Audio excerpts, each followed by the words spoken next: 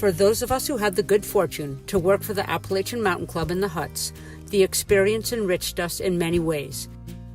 It helped shape our personalities, and for many, it shaped and guided our careers.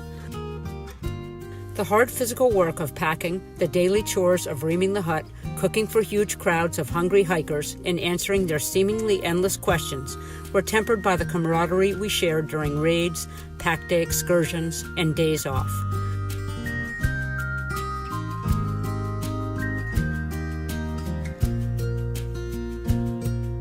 At the annual Fall Fest reunion in November of 2018, a crew member from each of the decades, beginning with the 1940s, shared anecdotes and memories of their time in the huts. It was an evening of reflection punctuated with frequent laughter, where we looked back and took note of how much had changed and how much had stayed the same in AMC huts.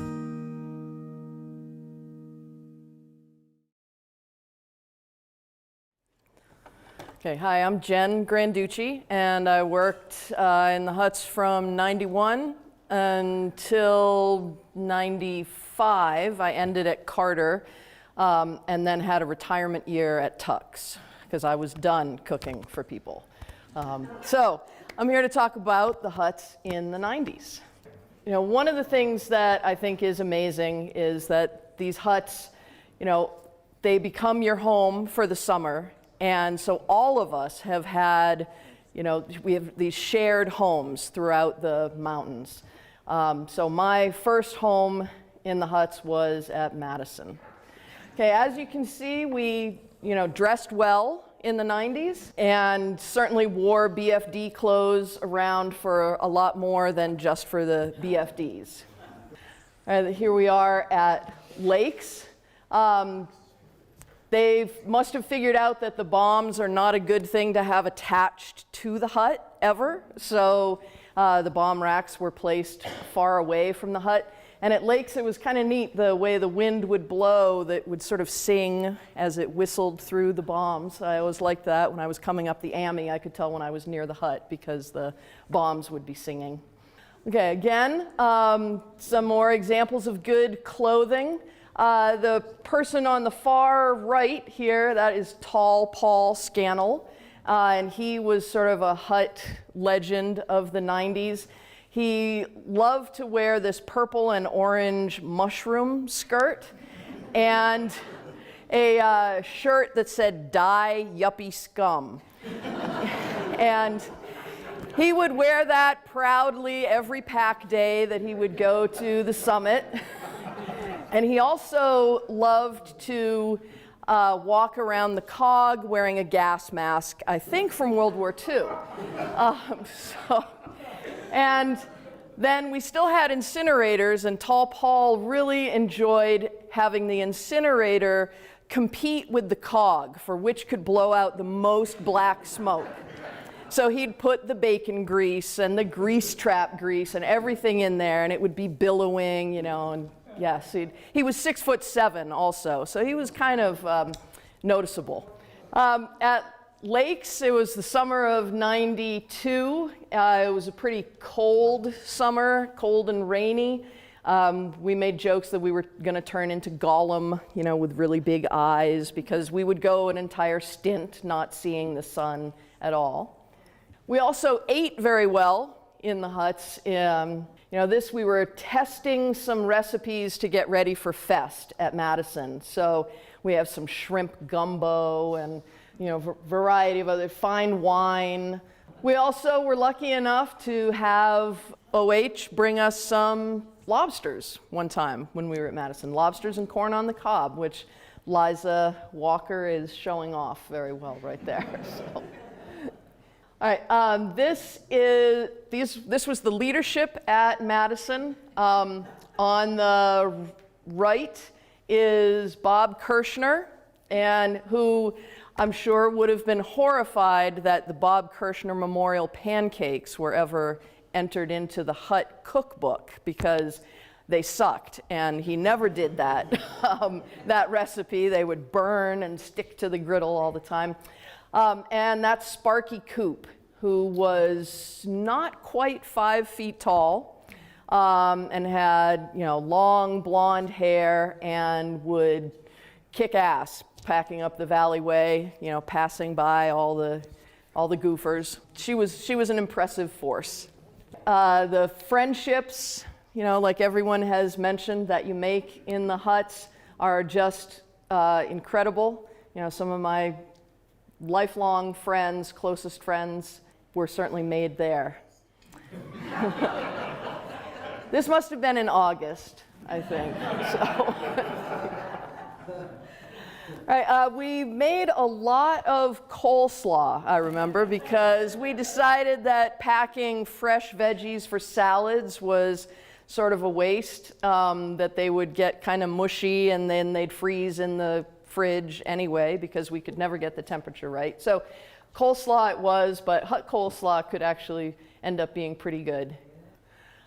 We also, all the refrigerators were outside of the huts. I know now they're all inside, but there's nothing like a trip to the reefer shed and bringing back an apron full of onions or something like that, or butter or whatnot. Okay, we packed well and loved our limbers and always ogled at our leg muscles. Here we are trying packing with bandanas, just tied at the waist. And that was very airy. So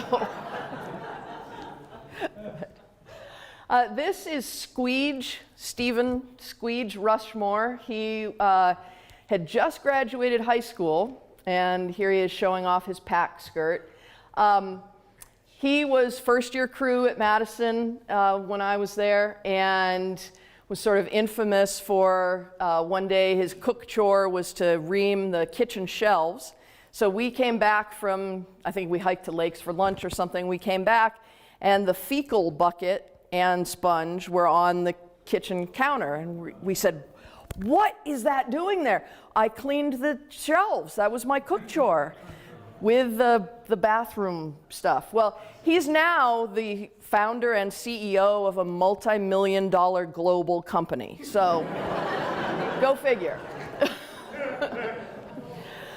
So here we had midsummer fly-ins. I don't know if this was the last decade where they flew in the midsummer, which was certainly helpful because, pack trips got heavy in July, but then you'd get resupplied and not have to pack eggs and onions for a while. This is Heather Harland, who's here tonight.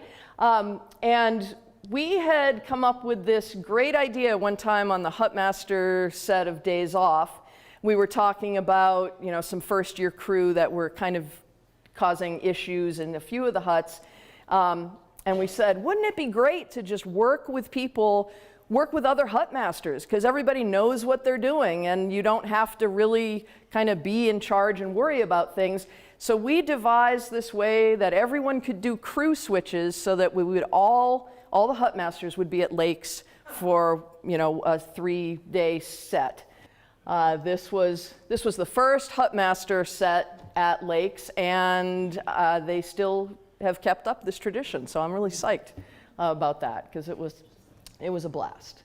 We had some, heroics that summer, some wonderful rescues in the 90s. There was one where at Lonesome, they rescued 37 people at one time. There was a woman who had multiple personality disorder. She had 37 personalities. And as they walked her down the High Cannon Trail, Dave Yampanis, who was at Lonesome that summer, said that they think that they were talking to about 30 of those 37 personalities. So that was quite something. There was also a pretty tragic accident that happened on Lincoln that all of the assistant hut masters went to carry down this guy who had been bouldering on Lincoln and took a bad fall, and sadly he didn't make it. And there was another guy who flew his hang glider into the side of Mount Washington. He did make it, and he had a lot to say as we carried him up to the summit. We got just as tired as any hut crew would have. It's an awfully hard job. You don't always realize that when you're young and doing it constantly, but I took over Madison with Heather and our sons and various friends, and it's exhausting. I can't believe I used to do that all summer long. And this is my first crew. We're missing Squeege because he hadn't gotten out of high school yet. But that's certainly something that stays with you for the rest of your life after having spent summers up there. Ending with a beautiful shot of the sunset at lakes. Much better than watching the news at night, that's for sure.